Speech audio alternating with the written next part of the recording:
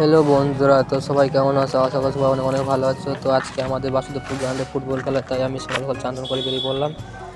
এখন মনে কাজ যাচ্ছি আছে, ওর সবাইকে সামনে চলে গিয়েছি, আমি লাস্ট পড়ে গেছি। এখন বাজে ওই তিনটের সময় বেরিয়ে পড়লাম। তো চলো, আমার কেটিএমটা নিয়ে বেরিয়ে পড়লাম, যে কেটিএমটা ছিল বাড়িতে, ওটা নিয়ে বেরিয়ে পড়লাম।